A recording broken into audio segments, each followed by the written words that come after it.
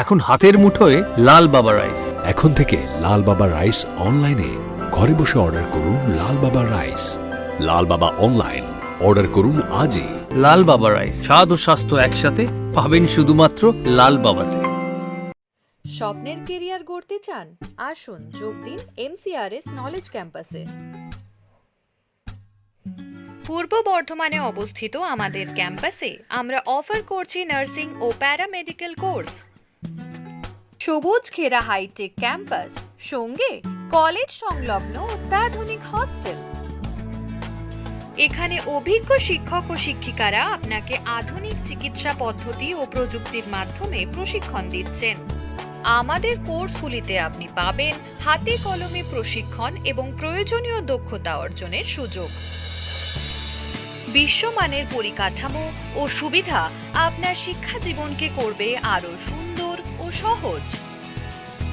আপনার স্বপ্নের ক্যারিয়ার শুরু হোক এইখানে, MCRS নলেজ ক্যাম্পাসে।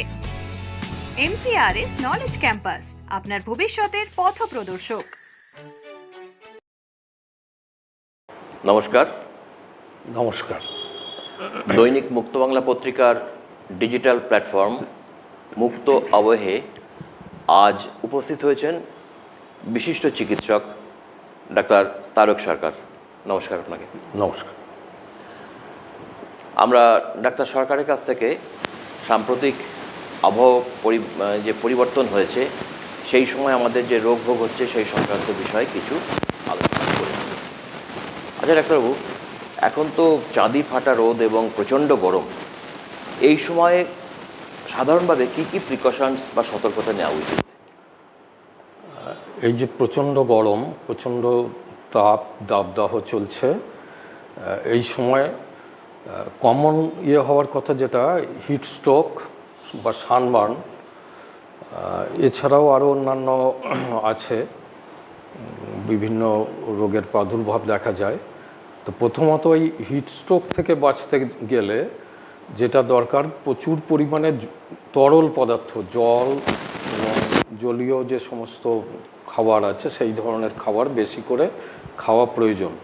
মানে সবসময় শরীর যেন হাইড্রেটেড থাকে, এক নম্বর। দ্বিতীয়ত হচ্ছে আমরা এই গরমে যে পোশাক আশাক পরব সেটা ঢিলে ঢালা এবং খুবই হালকা রঙের হওয়া উচিত। খুব গাঢ় রঙের এবং টাইট জামা কাপড় এই সময় না পরাই ভালো।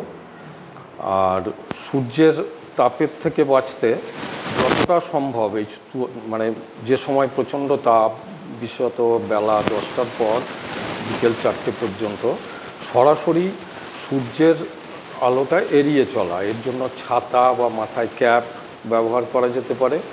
যতটা সম্ভব ছাওয়াযুক্ত জায়গায়, মানে ঠান্ডা জায়গায় কাজকর্ম করা, রোদটাকে এড়িয়ে চলতে হবে আর কি, তাপটাকে, যাতে শরীর সুস্থ থাকে। আর এছাড়াও হিট স্ট্রোক ছাড়া অনেকগুলো রোগ এই সময় দেখা যায়, যেমন হচ্ছে ফুড কন্টামিনেশন। এই গরমের সময় আমরা ফল টল খাই অনেকেই, পুরোটা একসঙ্গে না খেয়ে কেটে রেখে দিলাম, এতে ব্যাকটেরিয়া গ্রোথ হয় বেশি, এর থেকে ডায়রিয়া, কলেরা ইত্যাদি হওয়ার সম্ভাবনা থাকে। জল যদি স্বাভাবিক মানে পরিশ্রুত জল না হয় তাহলে পরে সেখান থেকে ইনফেকশনও হতে পারে, ডায়রিয়া। এছাড়াও হেপাটাইটিস A, জন্ডিস ইত্যাদি রোগগুলো দেখা যায়। সেই জন্য সেগুলো থেকেও আমাদের সাবধানে থাকতে হবে। নিজেকে যতটা সম্ভব পরিষ্কার পরিচ্ছন্ন রাখা, হাত মুখ ভালো করে ধোয়া এবং খাবার দাবার সেইভাবে নেওয়া এবং পরিশ্রুত পানীয় জল পান করা। এছাড়া এই সময় মশার উৎপাত হয় খুব বেশি। মশাবাহিত রোগ যেমন ডেঙ্গু, ম্যালেরিয়া, চিকুনগুনিয়া ইত্যাদি রোগের প্রাদুর্ভাব হয়। সেই জন্য মশা প্রতিরোধ করার জন্যে যে সমস্ত জায়গায় জমা জল জমছে সেগুলোকে পরিষ্কার রাখা এবং বাড়ির আশেপাশে চতুর্দিক পরিষ্কার রাখা। এছাড়াও মশা প্রতিরোধক ব্যবস্থা নেওয়া উচিত, অর্থাৎ যে সমস্ত মশা তাড়ানোর যে উপায় আছে সেইগুলো ব্যবহার করা, মশারি ব্যবহার করা ইত্যাদিগুলো করতে হবে। আর এই হিট স্ট্রোক থেকে যেমন হচ্ছে যে গা বমি ভাব, জ্বর ইত্যাদি আসতে পারে। সানবার্ন থেকেও তাই। সানবার্নের ক্ষেত্রে দেখা যায় প্রচণ্ড রোদে চামড়া ঝলসে যাওয়া, লাল হয়ে যাওয়া এবং গায়ে র্যাশ বেরোয়। অনেক সময় শরীরের তাপমাত্রাও বাড়ে। তো সেক্ষেত্রে আমাদের সঙ্গে সঙ্গে ঠান্ডা ব্যবস্থা নেওয়া, স্নান করা ঠান্ডা জলে এবং ঠান্ডা আবহাওয়ার মধ্যে থাকা। এরপর যদি আরও অন্যান্য অসুবিধা দেখা যায়, উপসর্গ দেখা যায়, তাহলে পরে চিকিৎসকের পরামর্শ নেওয়া। এইগুলো প্রাথমিকভাবে করা দরকার।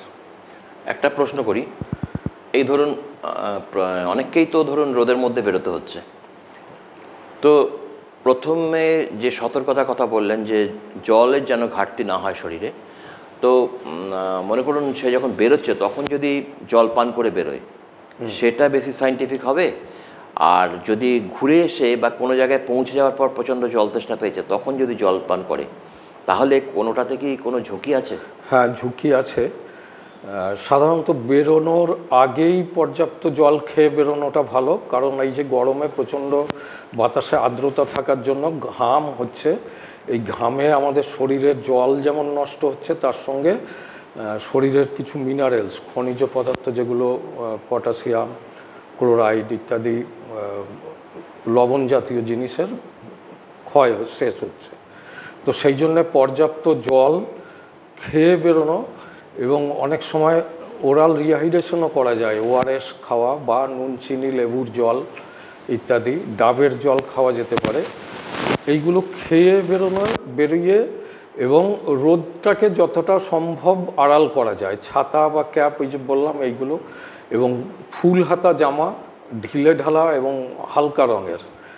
আর রোদ থেকে গিয়েই কোথাও পৌঁছেই সঙ্গে সঙ্গে জল না খাওয়াটাই ভালো, বা গায়ে হাতে জল না দেওয়াই ভালো। একটু বসে শরীরটা ঠান্ডা হওয়ার পর তারপরে আমরা জল পান করলে পরে সেটাই নিরাপদ, বা স্নান করা ইত্যাদি করলে পরে। এবার মনে করুন রোদ থেকে বাড়ি ফেরার পর কারো হয়তো শরীরটা একটু আনচান করা যাকে আমরা বলি সেরকম করছে, বা মাথাটা ঘুরছে, তখন বাড়ির লোক প্রাথমিকভাবে কি ব্যবস্থা গ্রহণ করবেন? প্রাথমিকভাবে জল আর ওই যে বললাম ওআরএস যদি না থাকে তাহলে পরে বাড়িতে তৈরি যে ওআরএস করা যায়, নুন চিনি এবং একটু লেবুর রস দিয়ে জল পান করানো উচিত। কারণ ওই জল এবং এই বিভিন্ন লবণ শরীর থেকে বেরোনোর জন্য অনেক সময় হাইপোটেনশন হয়, প্রেশার কমে যেতে পারে, তার জন্য মাথা ঘোরা, গা বমি ভাব ইত্যাদি দেখা দেয়। তো সেই জন্যে জল এবং এই ওআরএস, স্যালাইন জল, এটা খাওয়া পান করানো দরকার, এবং প্রেশার চেক আপ করা। তারপরেও যদি অসুবিধা হয় তাহলে ডাক্তারের পরামর্শ নিতে হবে। আর এই পেটের গন্ডগোল বা জ্বর এই সমস্ত হলে পরে ধরুন যদি সহনশীল সীমার মধ্যে থাকে তাহলে তো কোনো অসুবিধা নেই, কিন্তু যদি পেটের গন্ডগোল তীব্র আকার ধারণ করে বা জ্বর বেড়ে যায়, তাহলে প্রাথমিকভাবে কি ধরনের মেডিসিন গ্রহণ করবে? জ্বর বাড়লে পরে তো হচ্ছে যে এই অতিরিক্ত তাপের জন্য জ্বর আসতে পারে। এছাড়াও ওই যে বললাম বিভিন্ন ব্যাকটেরিয়া বা ভাইরাসের উৎপাতও বাড়ে এই সময়, সেই কারণেও জ্বর হতে পারে। তো প্রাথমিকভাবে তো জ্বরটা প্রতিহত করার জন্যে জ্বর কমানোর যে সমস্ত ওষুধ সেগুলো ব্যবহার করতে হবে। তারপরেও যদি থাকে তাহলে ডাক্তারের পরামর্শ নেওয়া যে জ্বরটা কী কারণে হচ্ছে, সেটা মানে তাপের জন্য কিংবা কোনো ইনফেকশন শরীরে এলো সেটার কারণে। তো এই সময় যে কমন ফ্লু দেখা দেয়, এগুলো খুবই ইনফেকশাস, বিশেষত স্কুল বাচ্চাদের, টিনেজারদের দেখা যায়, এগুলো সংক্রামিত হয় খুব দ্রুত। সেক্ষেত্রে সেই মতো ব্যবস্থা নেওয়া দরকার, চিকিৎসকের পরামর্শ, এবং জ্বরের দিকে লক্ষ্য রাখতে হবে, জ্বর যাতে না বাড়ে, কারণ জ্বর বাড়লে পরে আবার অন্যান্য উপসর্গ দেখা দিতে পারে, সেইগুলোকে প্রতিহত করার ব্যবস্থা নিতে হবে। আর একটা জিনিস আমাদের খেয়াল আছে যে আমরা দেখতাম আগেকার দিনে মা ঠাকুমা দিদিমা এরা আমাদের খাবার জলের সঙ্গে কর্পূর দিয়ে দিতেন, একটু বেশ গন্ধটাও ভালো হতো, আর কুঁজোতে জল থাকার জন্য ঠান্ডাও হতো। এখন তো ধরুন সে সমস্ত পাট খুব একটা গ্রামাঞ্চল ছাড়া নেই কোথাও। তো এই যে কর্পূর, এর কি উপকারিতা আছে এটা একটু বলুন। আর বাজারে দেখি যে কিছু কিছু মেডিসিনস, ক্যাম্ফর ওরিয়েন্টেড মেডিসিনস আছে, ক্যাম্ফর, তো এর কি উপকারিতা, এটা কখন মানুষ ব্যবহার করা উচিত বা চিকিৎসকের পরামর্শ ছাড়া ব্যবহার করা উচিত নয় কিনা, সে বিষয়ে কিছু বলুন। চিকিৎসকের পরামর্শ ছাড়া ব্যবহার করার এখন মনে হয় না উচিত হবে। আর কর্পূর আগে যেটা ব্যবহার করা হতো, আগে মাটির কলসি বা মাটির কুঁজো যেটা ব্যবহার করা হতো তাতে জল ঠান্ডা থাকতো। এখন তো মাটির কলসি বা মাটির কুঁজোর পাট নেই, এখন ফ্রিজের ঠান্ডা জল।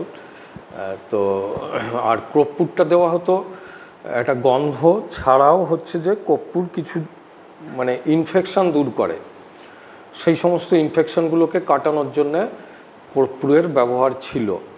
কিন্তু বর্তমানে তো সেই ব্যবস্থা নেই। তো এই কর্পূর ওরিয়েন্টেড যে সমস্ত ওষুধ বাইরে, সেইগুলো সরাসরি নিজেরা না খেয়ে চিকিৎসকের পরামর্শ নিয়ে কোন ক্ষেত্রে নেবো, কী ধরনের ওষুধ, সেইটা পরামর্শ মতোই করা উচিত।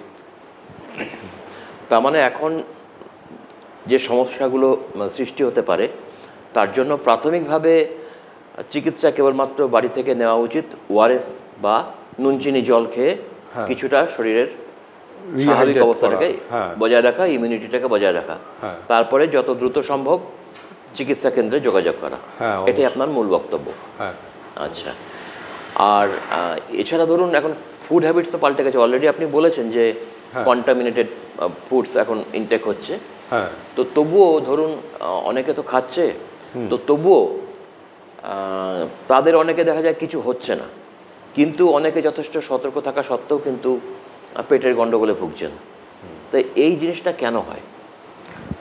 এবার যেটা আমাদের শাস্ত্র অনুযায়ী যে প্রত্যেক মানুষেরই নিজস্ব একটা সত্তা আছে, প্রত্যেকের ফুড হ্যাবিট, প্রত্যেকের ব্যক্তিসত্তা একরকম নয়। এই যে বাইরে যে সমস্ত খাবার বিক্রি হচ্ছে, ধরুন রাস্তায় আজকাল মানুষের মধ্যে এইটা প্রবণতা হয়ে গেছে, এই যে বাইরের খাওয়া, বিশেষত শুধু বড় রেস্টুরেন্ট হোটেলেই নয়, ফুটপাতে খাওয়া, রাস্তায় দাঁড়িয়ে খাওয়া, এটা যেন একটা ফ্যাশনে দাঁড়িয়ে গেছে।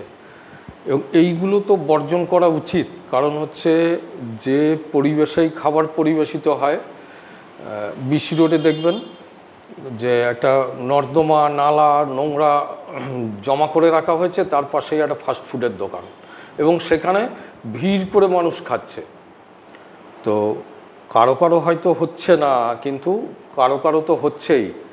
এছাড়াও আজকে যেভাবে বিভিন্ন রোগের সৃষ্টি হচ্ছে এই সমস্ত খাবার থেকে, এই বাইরের যে খাবার, এরা ধরুন যে তেল ব্যবহার করছে সেটা মোটেও স্বাস্থ্যকর নয়, যে পরিবেশে রান্না করছে সেটাও স্বাস্থ্যকর নয়, এবং যে মশলা ব্যবহার করছে, আমি নিজে কয়েক জায়গায় দেখেছি তারা যে সমস্ত এই যে কারি বা এইগুলো তৈরি করছে তাতে কেমিক্যাল রং ব্যবহার হচ্ছে। তো সেই রংটা মানে খাবার রং নয়, কম দামে তারা বেশি লাভের জন্য সেই রঙগুলো ব্যবহার করছে। আলটিমেটলি এগুলো ভবিষ্যতের দিকে মানে খারাপের দিকেই ক্রমশ নিয়ে যাচ্ছে। আজকে ক্যান্সার যে হারে বাড়ছে, এই যে মানে পরিবেশ, খাবার, এগুলো সবই এর জন্য দায়ী। আজকে রেডিমেড মশলা বেরিয়ে গেছে, এবং এই সমস্ত মশলাগুলো বেশিরভাগই দেখা যাচ্ছে, আগে যেমন মা ঠাকুমারা ব্যবহার করেছেন যে আলাদা আলাদা হলুদ, জিরে, ধনে ইত্যাদি মশলা, এখন রেডিমেড সব কারি মশলা, চিকেন মশলা, ফিশ মশলা, সব তরকারির জন্য আলাদা আলাদা একটা মশলা, এবং এটার প্রত্যেকটাতেই যে একটা সুগন্ধ, সেটা হচ্ছে অ্যাজিনোমোটোর, এবং অ্যাজিনোমোটোর ইটসেলফ হচ্ছে কার্সিনোজেনিক, এবং ভয়ঙ্কর অবস্থার দিকে আমরা এগোচ্ছি। হয়তো কারো কারো সঙ্গে সঙ্গে কিছু হচ্ছে না, কিন্তু খারাপটাই বেশি হচ্ছে, এবং সেগুলোকে যতটা সম্ভব, আর এই গরমে তো শুধু বাইরের খাবার নয়, যে বললাম বাড়িতেও যে খাবার রাখা হবে, বিশেষত ফল টল ইত্যাদিগুলো, সেগুলো কেটে রেখে দেওয়া উচিত নয়। কেটে কিছুক্ষণ রাখলেই তাতে ব্যাকটেরিয়া তৈরি হয় এবং সেই সমস্ত ব্যাকটেরিয়াল ইনফেকশন থেকে কলেরা, ডায়রিয়া ইত্যাদিগুলো হতে পারে। জল দূষিত হয়ে এই সময় গরমে টাইফয়েডের প্রাদুর্ভাব হয়, জন্ডিস হয়। সেই কারণেই খাবার দাবার সম্বন্ধে আমাদের যথেষ্ট সচেতন। এই গরম এছাড়াও যে আগামী বর্ষা, এই সিজনেও নিজেদের সতর্ক থাকতে হবে এবং আমরা যতটা সতর্ক থাকতে পারবো ততটাই আমাদের জন্য ভালো এবং ভবিষ্যতের জন্যও ভালো। আমরা ডাক্তার সরকারের কাছ থেকে অনেক মূল্যবান পরামর্শ পেলাম। আপনাকে অনেক ধন্যবাদ আমাদের স্টুডিওতে আসার জন্য। নমস্কার।